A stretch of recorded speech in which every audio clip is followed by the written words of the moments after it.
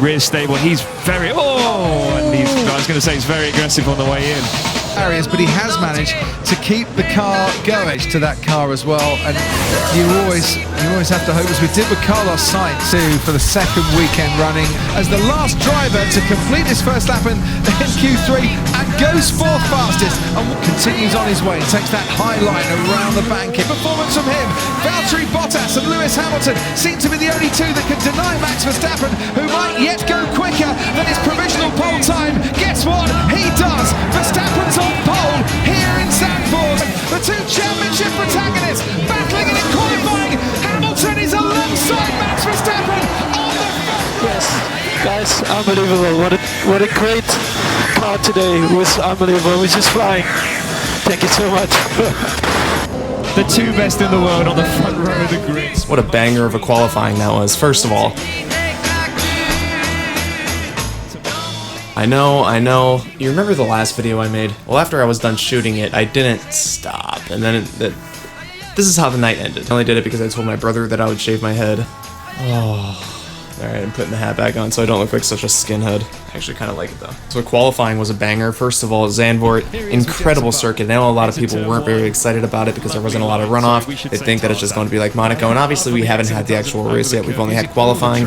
But from what I've seen, just the shots of the cars going around those banked corners, it's such a great track to watch. It's beautiful. The blue skies with the sand dunes and just watching the cars absolutely fly around those corners. I love it. I couldn't get enough of it. Give me more, please. So much more entertaining to watch than Monaco. Go f yourself. Zandvoort's amazing. I love the crowd. I love the beach. I love the sand. I love the gravel. I love that there's not a lot of runoff. I love everything about it. Obviously, I'm a Max fan, but that doesn't take away from the fact that I actually think the circuit's amazing. We'll see how the racing is tomorrow, obviously, but I think we're going to be in for something really exciting with the battle going on between Max and Lewis, and Valtteri not far behind. Sergio, P16, didn't even get out of Q1. Trash. It's really 2v1. It's Max's to lose tomorrow, and I'm not even going to be able to watch the race live. I'm not going to be able to watch it tomorrow morning because I'm going out of town. I won't be able to watch it until tomorrow night, and I'm so upset about that because I just know that whatever's going to happen is going to be crazy. I mean, I know it's a possibility that Max is just going to take off into the sunset, but what's the likelihood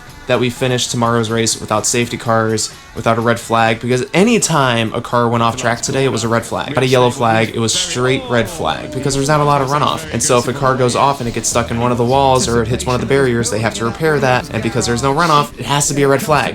They're throwing red flags out left and right. So what's honestly the likelihood that we get through tomorrow's race without a safety car or without a red flag? It has to be zero. It's not going to happen, right? Like, there's no way it's going to happen. So even if Max gets a great start and he gets off and everything is well and dandy for him, I think it's going to be a battle throughout the entire thing. And isn't it a 72-lap race? A 72-lap race? I mean, I know we've had races with many, many laps before, but when you have 70 laps, like, a lot can happen in 70 laps, especially when it's 70 laps on a track like Zandvoort. So Max is going to have it cut out for him tomorrow. I can't wait. I cannot wait to see it. It's going to be incredible. Let's talk about qualifying though. What happened to the Williams? Because they were doing so good in Q1 and in Q2. Latifi and Russell, they were both flying. They were going in hot. They were setting great times. They were going to be a shoo-in for Q3. And then it seemed like out of nowhere, the wind picked up, and I guess the Williams just can't handle the wind at all. Is that what did it?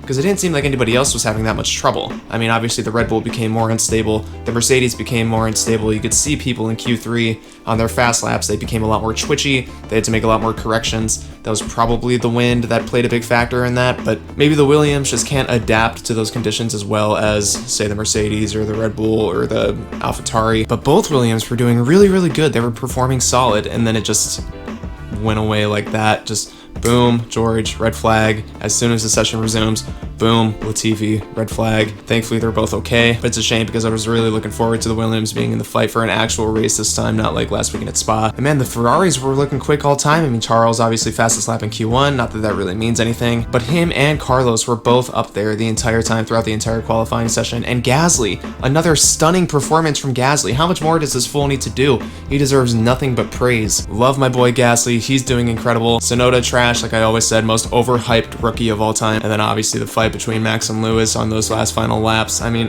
I think somebody said, and I can't confirm this because I didn't look it up myself, but somebody said that if Max didn't set a faster time on his final flying lap, then Lewis would have equaled his time. What happens when that happens? What happens if it's a tie in qualifying? Who decides who wins? I don't know. Maybe one of you guys can tell me in the comments. Max didn't even open DRS on the final straight on his flying lap, did he? Absolutely flying killer lap from Lewis. I don't know where he got that time from. He was behind in the first 2 sectors. He was behind. I think it was like 3/10 behind.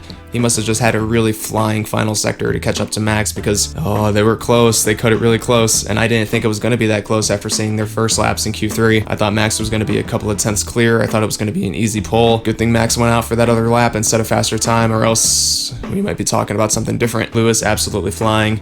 Great session from Valtteri. Terrible session from Perez. Starting to maybe think that re-signing that extension, that contract extension, maybe it wasn't the best idea. And that's not what I want to say. I want to like Perez. I want him to do well. Probably not as much as Red Bull wants him to do well, but I want him to do well. And he's not. He's not delivering at all. Kimi obviously being out for this weekend is a shame, especially after he just announced that he is retiring at the end of the season, which I'm going to make a video about this week. Maybe. Robert Kubica, cool to see him back on the track. Anyways, guys, incredible qualifying today. I just wanted to make this video to talk about how much I love this circuit. It looks amazing. Watching the cars go around it is amazing. The onboards look amazing. It's just sweeping left and right handers, the hairpins. It's everything that I want to see in a track, at least for qualifying. Again, we'll see how it is tomorrow on race day, how it is for actual racing. It's probably not going to be as good, but I think we're going to be in for a good show tomorrow. I think there's going to be a lot going on. I think there's going to be shenanigans just because the characteristics of the circuit itself. There's no way we don't have any incidents throughout 70 laps of racing on a track like that. So it's going to be great to see. I'm going to be making videos about it this week, obviously. If you guys like this video, hit the like button. Let me know what you think in the comments down below. And if you want more Formula 1 content like this, subscribe. Each new subscriber that I get is a little bit more that my hair grows back. Oh, one more thing. I am thinking about changing the name of my channel from Johnny F1 to Johnny Sims. Just sounds hilarious. I mean, if you know, you know. I think that would be pretty funny. I'm the whitest person of all time. Actually, no, the whitest people of all time were those people that were at the bar that I went to a couple of nights ago. We went to this place called Carmel Social. It was the if you're at a bar that's not a club, but it's trying to be a club, and I turn around and I see somebody dancing to Shaggy, doing the Macarena. Can I pay my tab? God, fucking white people.